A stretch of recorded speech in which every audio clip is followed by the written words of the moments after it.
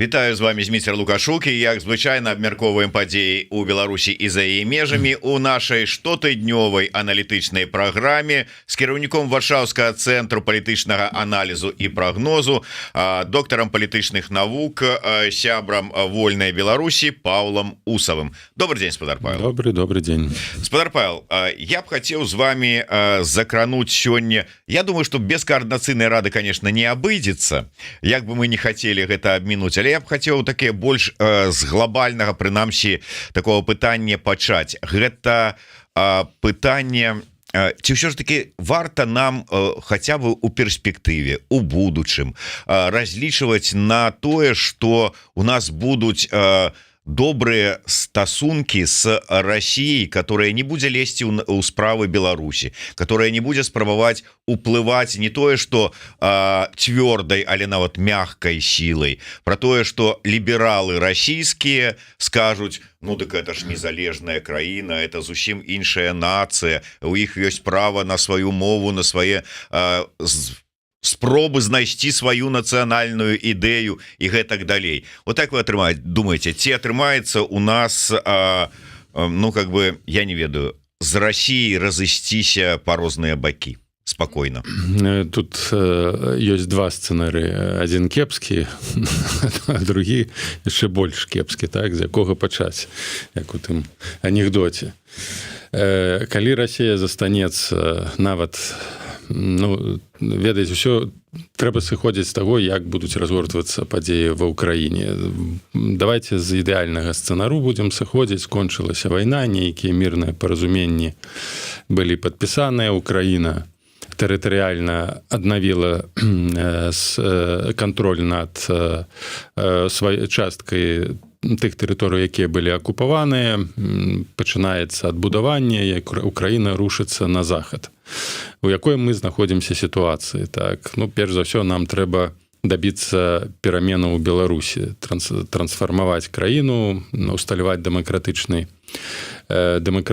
лад, і што умоўна дэмакраты ў такіх умовах будуць рабіць. Ну, першае, Украіна, скажем, таксама дэмакратызавалася, але засталася федэрацыяй у тым яе тэрытарыяльным кшталце, у якім яна існуе.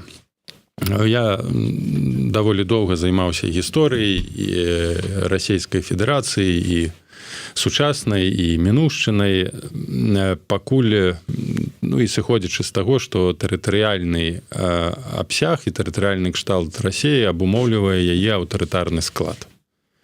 Такой краінай пры такім адміністрацыйна-тэрытарыяльным падзелам дэмакратычна кіраваць па сутнасці немагчыма.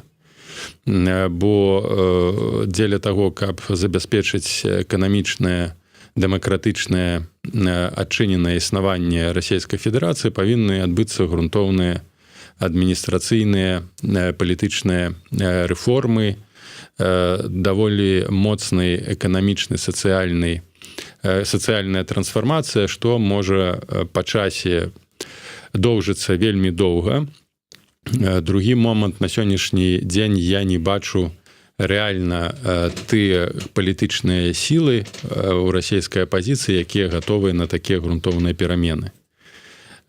І па-трэцяе, я не бачу запыту таго там статуснага, так, расійскага народа на такую грунтоўную перамену. Расійскі народ, ён імперскі народ. Я не кажу, бо ў Расіі Федэрацыя, там ёсць шмат народаў, якія імкнуцца да сваёй незалежнасці. Так вось, першы ж апазіцыянер, які скажа, што трэба трансфармаваць і надаць больше незалежнасці для асобных краінаў, для асобных тэрыторыяў, для асобных рэспублікаў, будзе нацыянальным здрайцам. Гэта безумоўна, таму ён будзе ісці у парадыгме захавання федэрацыі, у парадыгме захавання цэласнасці Расіі. Ніхто, ні Юлія Навальная, ні Хадаркоўскі, ні іншыя прадстаўнікі квазіліберальнай ці ліберальнай апазіцыі на такое ніколі не пойдуць. То бок Расія застанецца, прынамсі пакуль што, вось мы разважаем у такіх сцэнарах ідэалагічных, застаецца фундаментальнай, аб'яднанай, больш унітарнай, чым федэратыўнай краінай, якой кіраваць можна толькі з моцнай рукой. то бок з цэнтра, і гэта фактычна акрэслівае і грунтоўна стварае умовы для аўтарытарызма. Аўтарытарная Расія гэта заўсёды пагроза для Беларусі. Дзеля таго, каб узмацніць унутраную ўладу, заўсёды трэба будзе мець нейкага вонкавага ворагу, неабходна будзе мець ці пашыраць свае ўплывы. Як прыклад, просты прыклад, цытата аднаго з ключовых лібералаў і рэфарматаў расійскай эканомікі ў 90-е годы, Чубайс, і таксама які з'яўляўся адным з заснавальнікаў Саюза правых сіл ліберальнай партыі ў Расіі, сказаў, што Расія павінна быць ліберальнай імперыяй і фактычна пашыраць свае ўплывы коштам энергетычных, эканамічных механізмаў і абмяжоўваць і пашыраць і кантраляваць тыя ці іншыя абшары. Што яна і рабіла? Потым гэтыя ліберальныя інструменты, газавыя інструменты, нафтавыя, энергетычныя інструменты перайшлі у аспект непасрэднага вайсковага ўварвання, як у Грузію, так і у Украіну. І мы ўжо сталіся фактычна таксама акупаванай тэрыторыяй. Таму будаваць на роўных у такой сітуацыі з Расіяй, нават калі там на нейкі час прыйдуць дэмакраты. Ну, дэмакраты ж прыйшлі ў 90...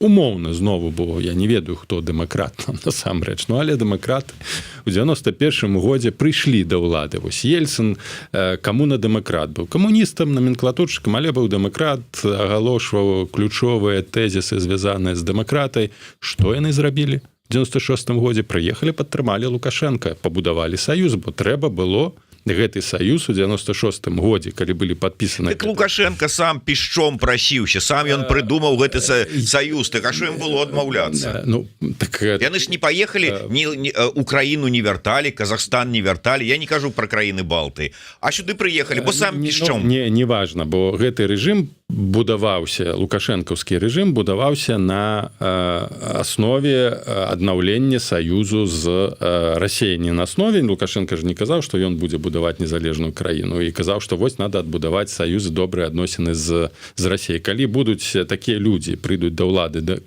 а-ля дэмакраты беларускія прыйдуць і будуць сказаць, давайте новыя адносіны з Расіяй пабудуем, вось яны нам падтрымаюць, яны будуць падтрымліваць, так, яны такіх будуць падтрымліваць, яны будуць узмацоўваць такую прарасійскую пазіцыю, прарасійскую структуру ў Беларусі, асабліва з улікам таго, што у нас будзе даволі моцная праблема з дэсавецызацыяй і дэрусіфікацыяй. Ну, гэта першы момант, так, але ёсць і то бок з такой Расіяй сябраваць небяспечна. І нам неабходна ў любым выпадку будаваць мяжу, аднаўляць мяжу, выходзіць з саюзаў і арыентавацца на захад. Тут няма, ну, для мяне то ввогуле выбару ніякага няма. Гэта адзіны выхад для Беларусі пабудаваць нармальную стабільную краіну, дэмакратычную, празаходнюю, адчыненую на захад, адчыненую на заходнюю эканоміку, на заходнія палітычныя каштоўнасці. Гэта максімальнае дыстансаванне ад Расіі. Канешне, сувязі эканамічныя могуць быць як і з Кітаем, і з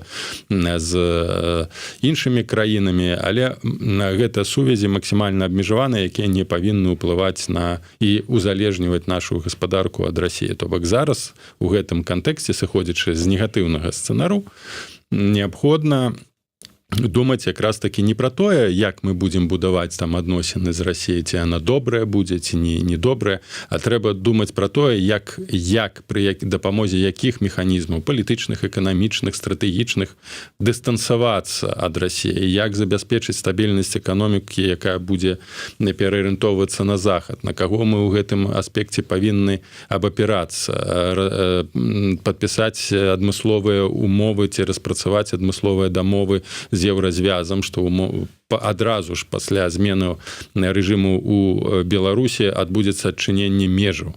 у эканамічным плане, у палітычным плане. Все, гэта не то, што мы будзем там чакаць, давайте вось падумаем, пасядзім паўгады, год, паўтары гады. А зараз гэты пакет дакументаў моўна павінны быць падрыхтаваны, і прыходзіць дэмакратычная апазіцыя не прарасейская, а нацыянальна-дэмакратычная, праеўрапейская, і адразу гэты пакет дакументаў Захад ужо зараз умоўна ідэалагічна падтрымлівае, зацверджае, а там потым рэалізоўвае. Мы до гэтага яшчэ вернемся. Давайте про горшы.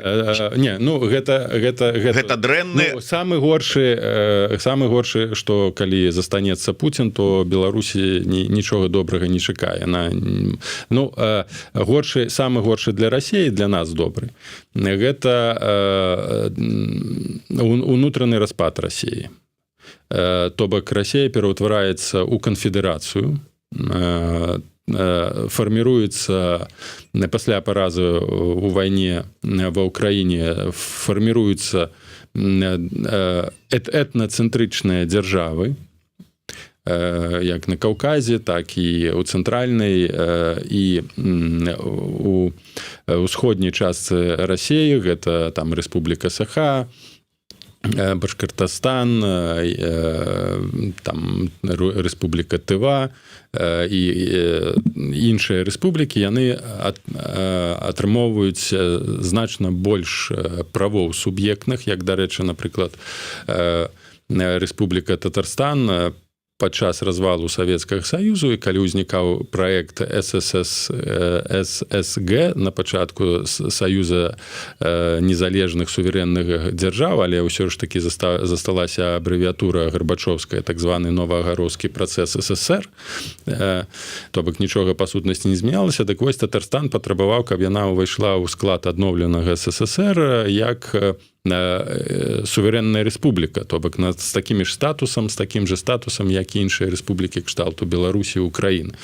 Дык вось такі працэс, я думаю, для Беларусі самы выгадны. І тады мы будзем будаваць ужо адносіны не з Расіяй, так, а мы будзем будаваць адносіны непасрэдна з тымі суб'ектамі, якія канфедэратыўнымі суб'ектамі, якія ўзнікнуць на тэрыторыі Расіі. Можа быць адзіны канфедэратыўны цэнтр, то бок у некаторай ступені Расія пераўтвараецца ў еўразвяз, то бок ён дэцэнтралізуецца настолькі, што становіцца канфедэрацыя. Тады мы проста дамаўляемся непасрэдна з суб'ектамі. Можам там дамаўляцца з Рэспублікай Татарстан па пастаўках газу, можам дамаўляцца з Рэспублікай Якутія па пастаўках алмазаў. Мы не дамаўляемся з Масквой, мы не арыентуемся на Маскву, мы арыентуемся на суб'екты, нават ужо не расійскай федэрацыі, расійскай альбо іншай канфедэрацыі народаў Расіі, альбо проста канфедэрацыі народаў. Мы дамаўляемся, напрыклад, і утвараем адмысловыя сувязі з Балтыйскай рэспублікай, сённяшні Крулевец. І Крулевец фактычна становіцца вельмі хутка, будзе інтэгравацца ў еўрапейскі звяз. Мы можам усталёўваць адносіны з Наўгародскай рэспублікай, мы можам усталёўваць адносіны са Смаленскай рэспублікі. Гэта самы ідэальны, самы добры варыянт для Беларусі. У такіх умовах Расія як геапалітычны такі моцны кансалідаваны суб'ект не існуе. І па сутнасці, як мне падаецца, параза ў вайне, калі мы дасягнем гэта, я кажу, мы, агульна маючы на ўвазе Захад, і ў ідэалагічным сэнсе дэмакратычнае прадстаўніцтва, дасягнем перамогі ва ўкраіне з Расіяй, то па такому сцэнару працэсы будуць у Расіі развівацца. Ёсць толькі две магчымасці. Альбо дэфедэралізацыя і стварэнне пашыранай канфедэрацыі народаў, так. Альбо Расія застанецца умоўна дэмакратычнай, бо я не веру, што можна будзе пабудаваць дэмакратыю пры ўжо скансалідаванай алігархічнай сістэме. Ну, не дадуць алігархіі, разумееце, каб там пабудаваць дэмакратыю ў сённяшніх умовах, неабходна рэвалюцыя ўзроўню таго, што адбылося ў 17 годзе, ўсё нацыяналізаваць, алігархаў расстраляць, канфіскаваць і потым ужо будаваць новую дэмакратыю, што ў сённяшніх умовах проста немагчыма. Таму Расія застанецца. Чаму ўжо адразу дэмакратыю так толькі будаваць? Не па прынцыпу Амерыкі, якая вон як дэмакратыю сваю будавала з там 17-18 стагоддзя. Ну так 300 гадоў яна будавала, і перш за ўсё яна будавала такім же самым чынам, як зараз расіяне спачатку раскралі Амерыку, раздзярбонілі. А хто раскраў Амерыку? Ну тыя, хто прыехаў туды. Вы маеце на увазе гэтую тэрыторыю Амерыкі? Гэтую тэрыторыю, гэтую вот стварыліся алігархі, з'явіліся.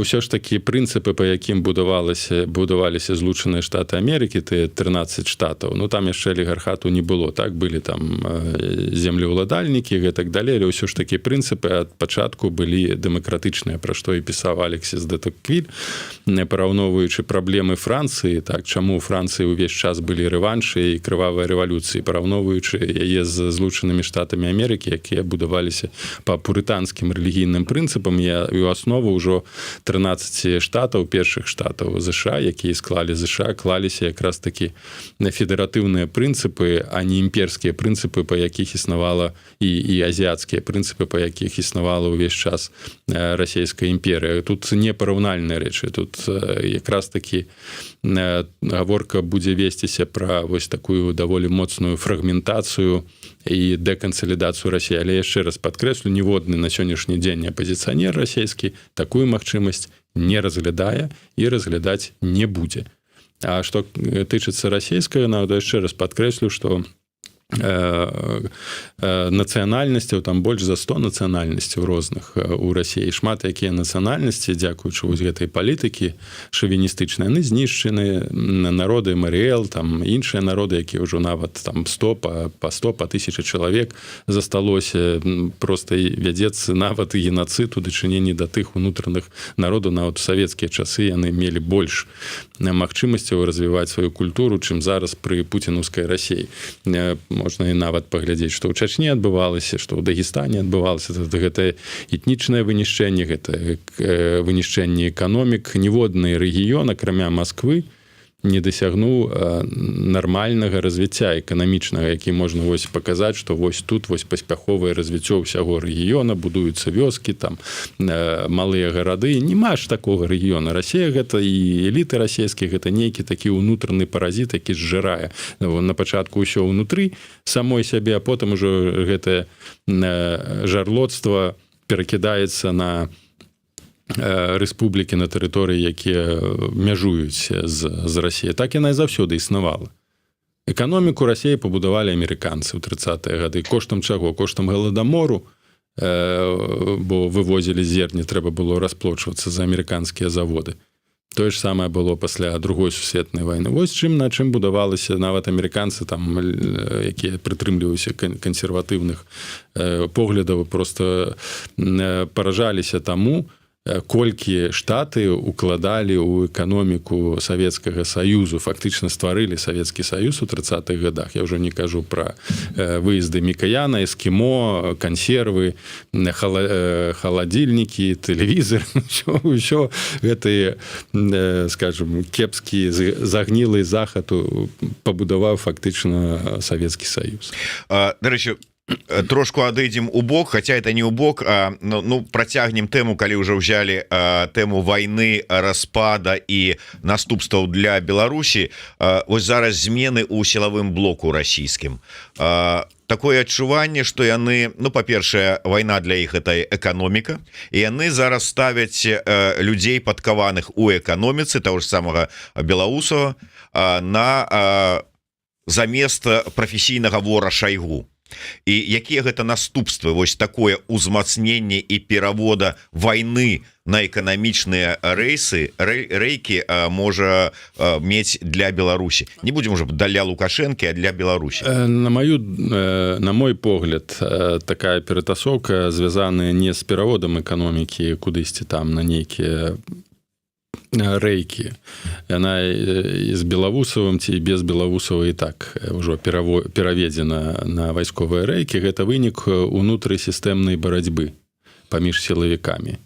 тое, што мы пабачылі, прызначэнне Пуціна, адхіленне Шайгу, пераназначэнне яго на пасаду сакратара Рады бяспекі Расійскай Федэрацыі і на прызначэнне Патрушева, які да гэтага быў адной з ключовых фігураў у расійскай сістэме сілавікоў, на знову паніжэнне статусу і перавод яго на пазіцыю дарадцы Пуціна. Гэта вынік двухгадовай даволі сур'ёзнай барацьбы паміж структурамі сілавымі. Вынікам гэтай барацьбы, гэтай канфронтацыі сталася, што сталася? Першае, гэта бунт Прыгожына. Я крэслю, паміж кім і кім вялася вайна. Вайна вялася паміж вайскоўцамі і ГРУ расійскім на чале з Герасімовым і Шойгу з аднаго боку, і барацьба вялася паміж спецслужбамі. Гэта ФСБ, гэта СВР, якія курыраваў Патрушев. І гэта вельмі фактычна вось такая міжкланавая грамадзянская вайна там вялася. Як я ўжо казаў, гэта вылілася ў першае ў бунт Прыгожына, бо ў бунт Прыгожына без прыкрыцця з боку сілавых структур, перш за ўсё ФСБ, не быў бы магчымы. Думаю, што ў звязцы з ФСБ быў Суравікін, але па нейкіх прычынах, як мы пабачылі, гэты бунт быў знейтралізаваны. Магчыма, мэтай ФСБ, скажам, ось клана Патрушева-Бортнікаў было намаганне націснуць на Пуціна, каб той зняў Шойгу і Герасімова. Гэта Пуцін гэта неяк так змог злагодзіць, можа, паабяцаў, што знімець, але гэтага не адбылося. У выніку бунт быў зліты і ліквідаваны быў ліквідаваны Прыгожин. Другі элемент, і гэтыя сігналы вельмі пагрозлівыя былі для Пуціна, гэта тэракт у Крокус-Сіці, які па-большаму відавочна быў арганізаваны галоўнай вайсковай уведкай ГРУ і скіраваны супраць ФСБ. Той факт, што там ад самага пачатку былі, так бы мовіць, постаці вельмі падобныя на, і хутчэй за ўсё падобныя на прадстаўнікоў ГРУ, як тыя, хто рабіў хімічную атаку на Скрипаля, так, і потым затрыманне гэтых. Ўсё гэта сведчыць пра тое, што было арганізавана ці з дазволу, ці пад крышай, пад дахам спецслужбаў. Пытанне было толькі ў тым, хто гэта зрабіў і з якой мэтай. То бок зараз, вось калі мы пабачылі, гэта адбылося перад выбарамі фактычна ў Расіі, то бок гэта ўжо быў удар, мне падаецца, з такой логікай, што гэта быў ужо удар па сілавікам, спецслужбам, паказаць, што яны слабыя, нічога не могуць. І было хутчэй за ўсё арганізавана ГРУ. А падкрэслю, што вайна даволі сур'ёзная паміж ГРУ і ФСБ вялася яшчэ з 90-х гадоў. І ў гэтай вайне перамагло ФСБ. Там вялася вайна за транзіт наркотыкаў, вялася вайна за каналы транзіту, вялася вайна за каналы транзіту узбраенняў. Першасна гэтым займалася ГРУ, потым усё фактычна перахапіла ФСБ. І ФСБ ў гэтай вайне выйграла, ГРУ прайграла. Зараз гэтая вайна абвастрылася, асабліва калі ГРУ аднавілася ў сваёй эфектыўнасці і ў сваіх уплывах пасля першай вайны ва ўкраіне. Там фактычна вельмі моцна іх прысутнасць была. І потым спецаперацыі у Еўропе таксама арганізаваны. То бок яны ўжо перайшлі нават за межы вайсковай дзейнасці, а пераключыліся ўжо канкрэтна на дыверсійную палітычную дзейнасць нават у Еўропе. Знову прыгадаю Скрипалёў.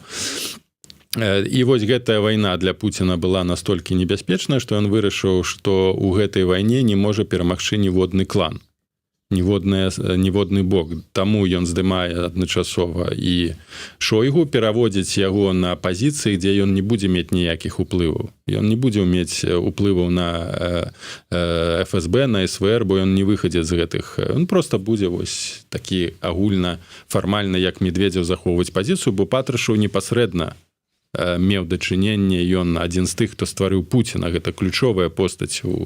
А Патрушева аслабляе, пераводзіць яго пад уласны персанальны кантроль. Тым не менш, ягоныя людзі, Патрушева, Бортнікаў, ён застаецца.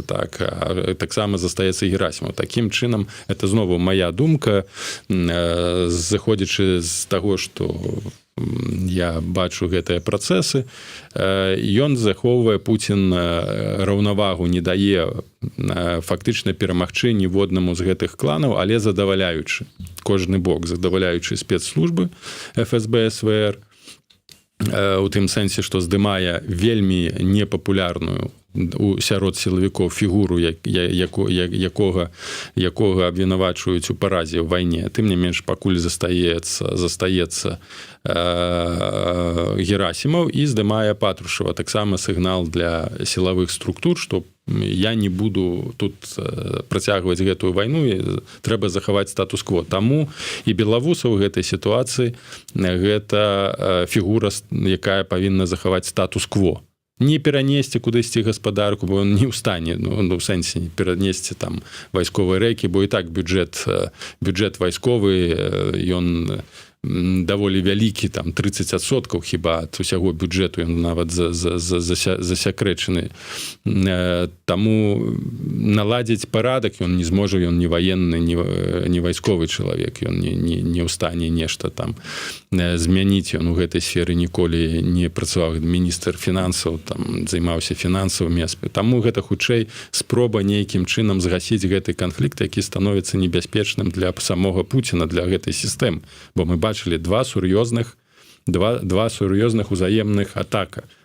Гэта Прыгожин, гэта Крокус-Сіці, ну і апошнія атакі даволі сур'ёзныя на атачэнне Шойгу, арышт Кузнецова, арышт гэта намеснік міністра абароны па кадрах. Гэта фактычна, такой статус вельмі моцны, гэта статус можна параўнаць з міністрам, так, і завхоза Шойгу, Тимура Іванова, якога там абвінавачваюць у раскраданнях бюджэта. І гэтыя чысткі будуць працягвацца. Дарэчы, у ФСБ гэтых чыстак і ў структурах адпаведна спец гэтых не адбываецца.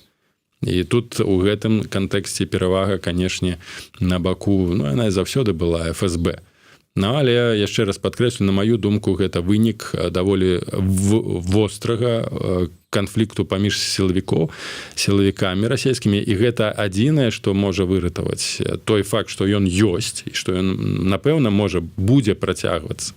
Гэта тое, што вельмі важна. Менавіта гэты канфлікт, такія вось сутыкненні, яны падрываюць знутры Расіі. Я спадзяюся, што так і далей будзе працягвацца. Гэта другі фронт для Украіны і для Захада. Ну і яшчэ адзін момант, што ён таксама павысіў Дзюміна. Гэта былы губернатар Тульскай вобласці, якога прарочылі на пасаду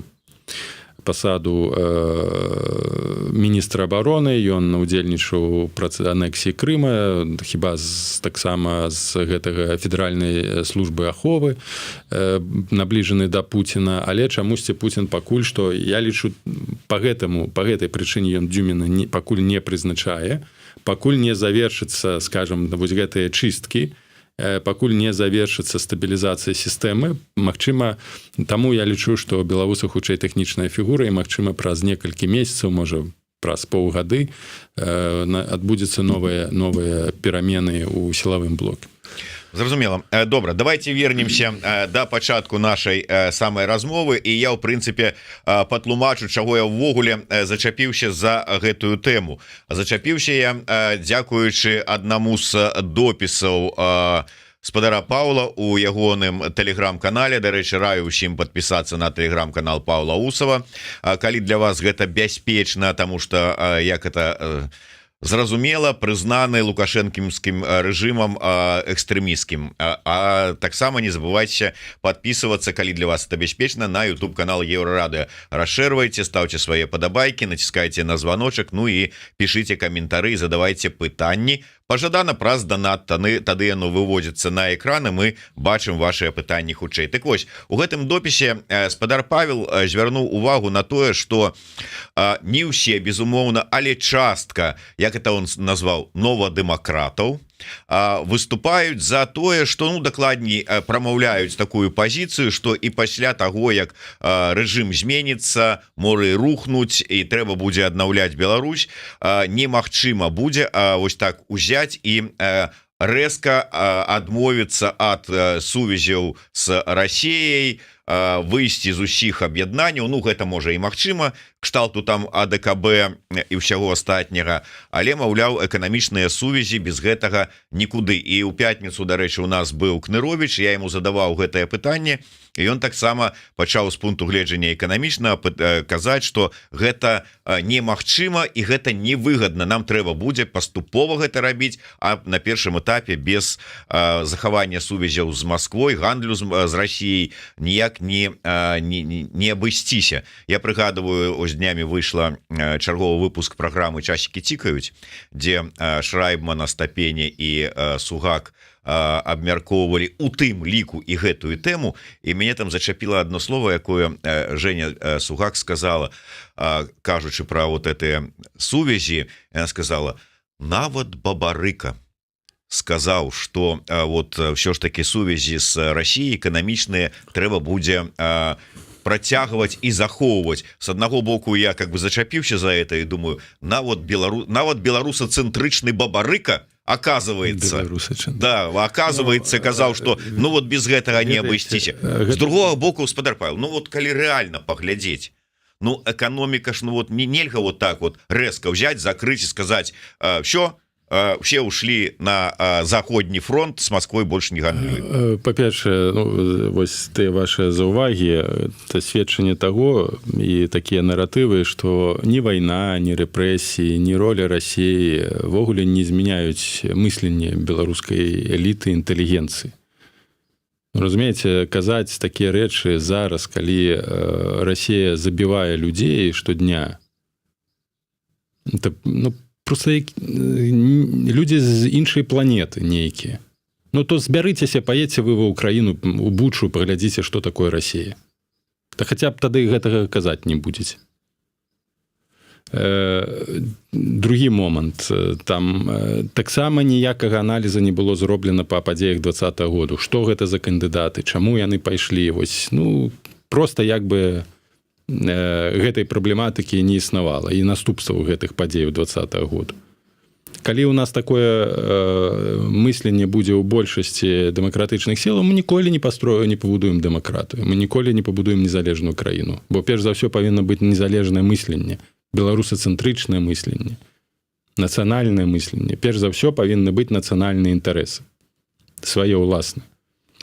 Што тычыцца зараз рэальных рэчаў, там, наколькі мы залежны, так, канешне, дзякуючы і апошнімі санкцыямі і палітыкі Лукашенка, ну, беларуская гаспадарка, прамысловасць, камунікацыі, магчыма, ўжо залежная больш за 70-80%. Так гэта тады трэба нешта думаць, каб гэта змяніць хаця б зараз.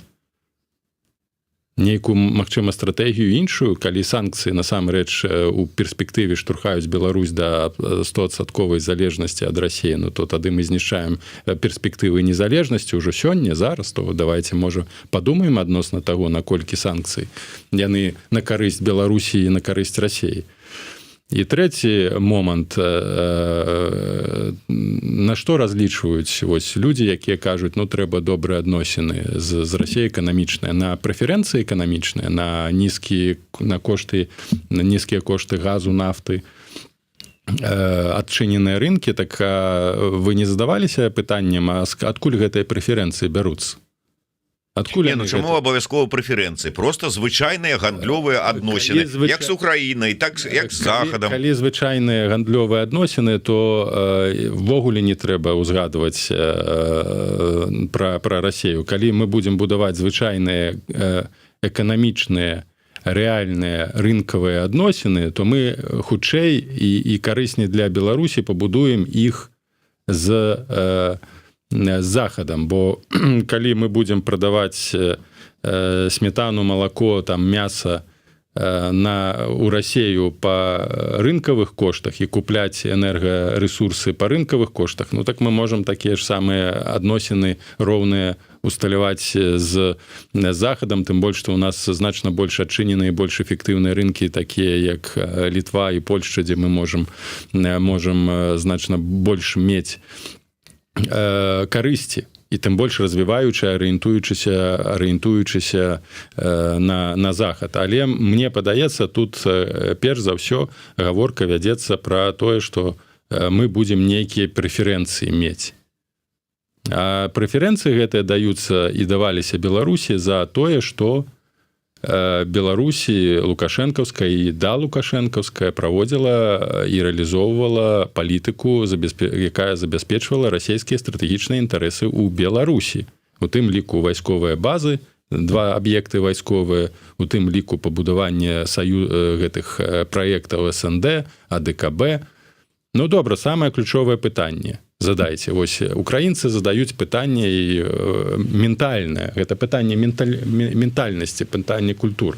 Чый Крым, так? А мы ў гэтай сітуацыі павінны задаваць пытанне такое. Вы за межы з Расіяй ці не? Ужо сам факт усталявання межаў з Расіяй і палітыка, якая будзе скіраваная на тое, каб адчыніць межы з захадам, яна павінна ўжо зараз рэалізоўвацца з Літвой, знову адчыніць з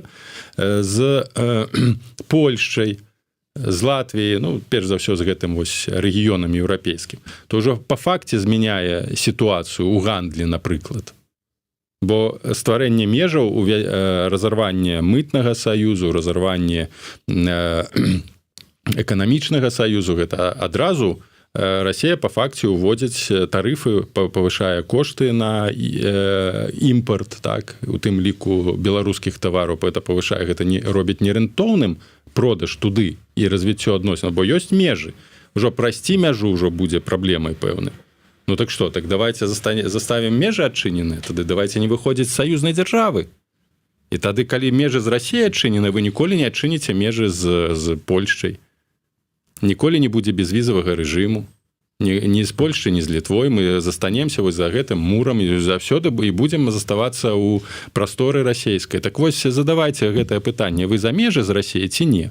Ужо яшчэ раз падкрэслю, сам факт аднаўлення межаў ўжо змяняе канфігурацыю гандлёвую, канфігурацыю нейкіх транзіта таксама змяняе ўжо.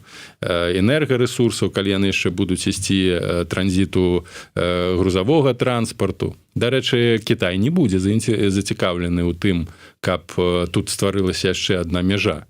Бо для Китая гэта новы шоўкавы аксамітны шлях, які яны будуць намагацца выкарыстоўваць і будуць ціхнуць на новую апазіцыю для Китая выгадны Лукашенко. Тут што, давайте тады будзем глядзець на Кітай, на Пекін, а не будзем дынамічна развіваць адносіны з захадам. А перш за ўсё, то нават не межы, ну, межы, канешне, прынцыповыя, але самае галоўнае, што ў галавах людзей. У галавах людзей, з таго, што вы сказалі, з таго, што я чую, саюзная дзяржава. Не незалежная Беларусь, не еўрапейская Беларусь, а саюзная дзяржава. І глядзяць яны на Беларусь праз прызму таго, што рабіў і казаў Бабарыка. Не праз прызму нацыянальных інтарэсаў, а праз прызму Белгазпромбанка і Газпромбанка. Ну, сябры, забудьцеся тады ў такім выпадку пра незалежную дэмакратычную Беларусь. Ну, в принципе, как бы ніхто не выступае за захаванне саюзнай дзяржавы. Ну, прынамсі, я не чуў, чтоб менавіта не, мы прыйдзем і саюзную дзяржаву захаваем. Пытанняў не задаваў, канкрэтных, вострых, што для вас значыцца добрыя адносіны. Памятаеце, 20-й год, калі стварыўся каардынацыйная рада, калі там Радненкоў, хто там яшчэ кіраўнік, прыгадайце, паехалі... Краўцоў? Не Краўцоў, іншы, зараз ён сышоў з ІПАМу. Ну... Багрыцоў, да. Паехалі ў Расію, ў Маскву, там сустракаліся ад каардынацыйную раду. Тады таксама вялікі артыкул напісал. А хто кіраваў? З кім вы сустракаліся? Вы ж нібы публічны інстытут. Што вы, навошта вы паехалі ў Маскву?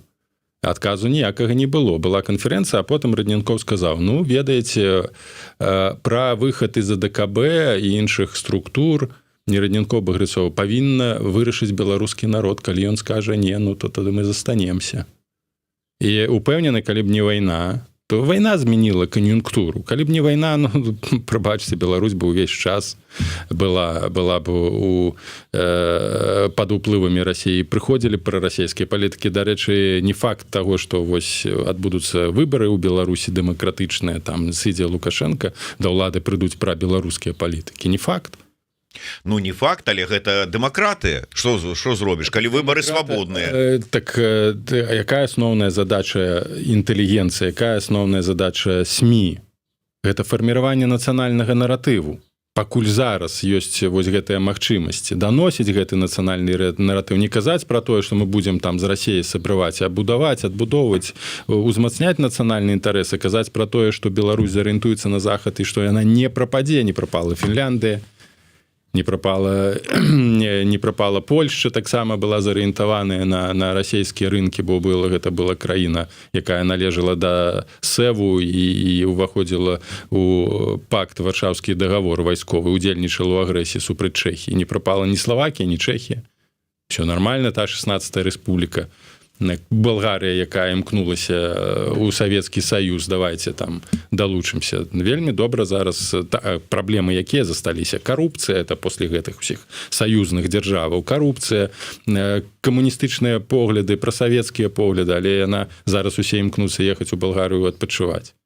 Это таксама прыклад таго, як можна добра і эфектыўна адарвацца ад Беларусь. Я веру, што яна адарвецца. Я упэўнены, што яна адарвецца і будзе галоўнае головы адарваць адтуль, ад Масквы.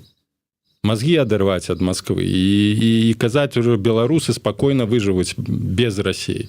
Рабіце акцэнт на тое, што будзе энергазберагальная гаспадарка развівацца. Трэба, ну, будуць тэхналогіі развівацца. Нават у часы да выбару 20-го году гэты парк тэхналогій, які прыбытак прыносіў для беларускай гаспадаркі, казалі там каля 2 мільярдаў нават. Калі ласка, ніякага там залежнасці ад Расіі. Вось на што трэба рабіць і ува што углядацца. У гэтыя сегменты і думаць пра гэта якраз такі не пра тое, як мы будзем будаваць і захоўваць адносіны з Расіяй, а пра тое, як мы будзем будаваць, развіваць беларускую эканоміку, абапіраючыся на адносіны з Захадам.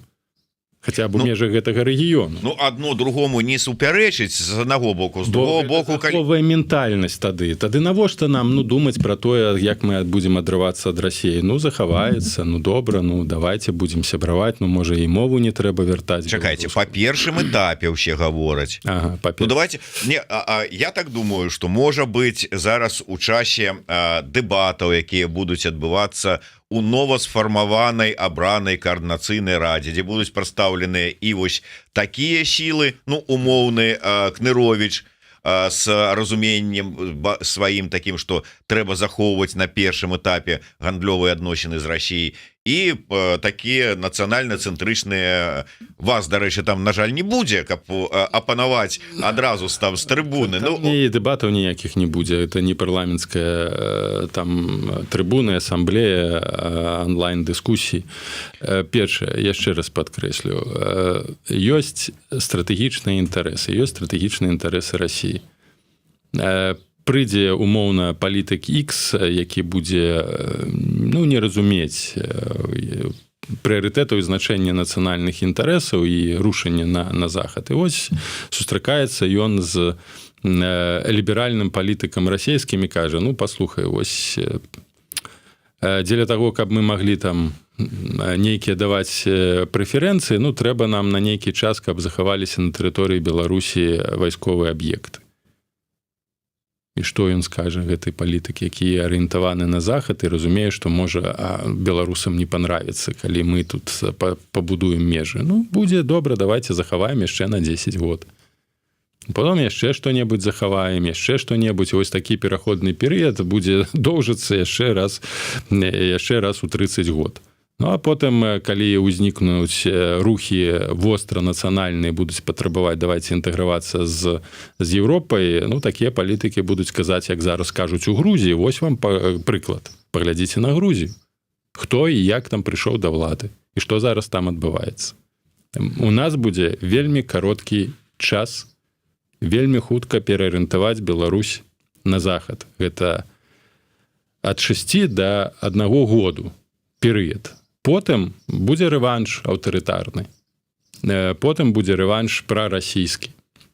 Момант паразы Расіі, паразы вось гэтага ўнутранага хаосу, гэта шанс для Беларусі вельмі хутка пераарыентавацца ў стратэгічным эканамічным плане на захад. І умовы для гэтага ёсць. Гэта ў 90-е гады не былі умовы. І я раю тым, хто там кажа, што будзе як у 90-х, паглядзець, якая была канфігурацыя. У 90-х годах мяжа з еўразвязам была ад Беларусі 1600, каля 2000 кіламетраў. І эканамічная, і палітычная, і стратэгічная. Таксама мяжа з НАТО.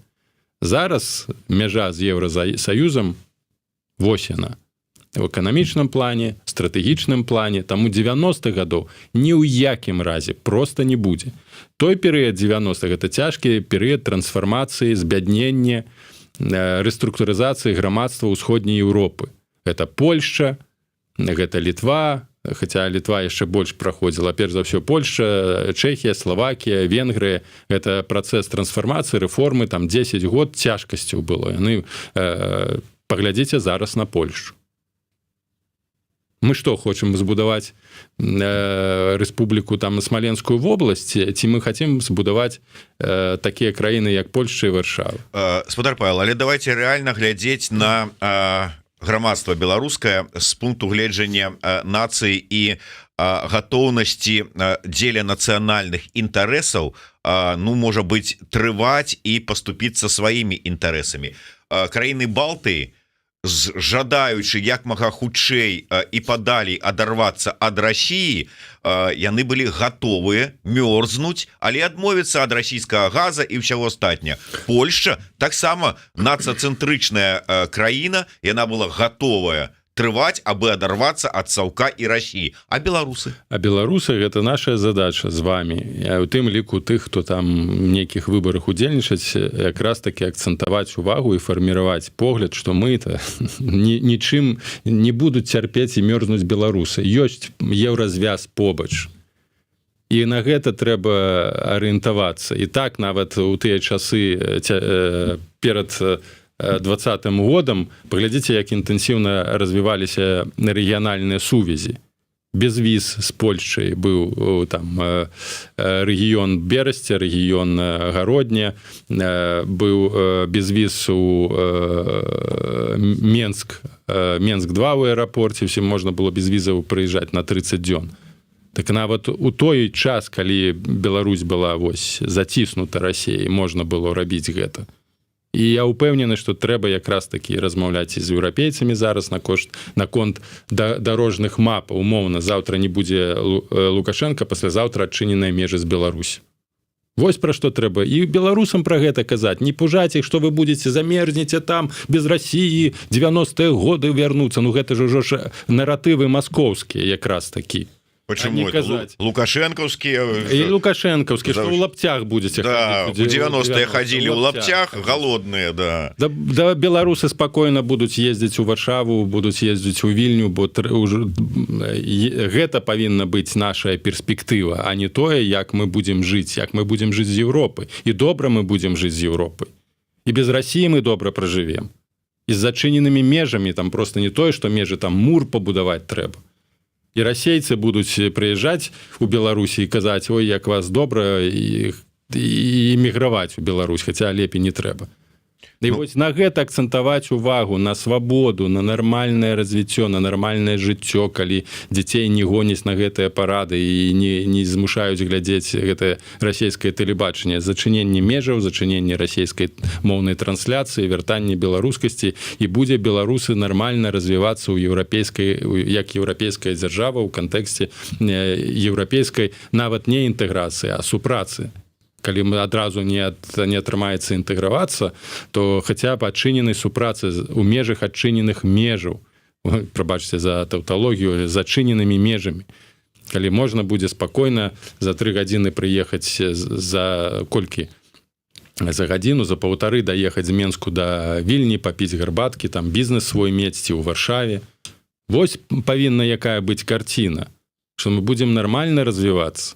І краіна будзе заможнай, багатай, развітай і стабільнай, без Расіі. І толькі без Расіі. Бо тое, што нясе Расія, мы сёння бачым у Беларусі. Хацеце такую Беларусь? Калі ласка, кажыце ўвесь час, што без Расіі мы нікуды і будзеце жыць пры лукашызме. Увесь час, всё сваё жыццё, і дзеці, і ўнукі, і большасць нас ніколі не вернецца ў Беларусь.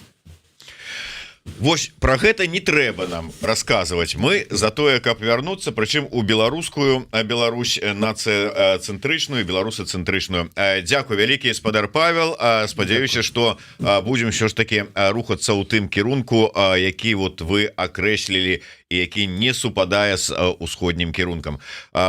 Павел Усов, подписывайтесь на телеграм-канал Павла Усова и не забывайте, калі для вас гэта бяспечна, небяспечна, читайте без подписки, але читайте, каб быць у курсе. Ну и безумоўно глядите YouTube канал Еврорадио, кому бяспечна, подписывайтесь, расширвайте, натискайте на звоночек с колокольчиком и таксама пишите свои комментарии. До сустрэчы, а мы працягваем. Жыве Беларусь. Жыве.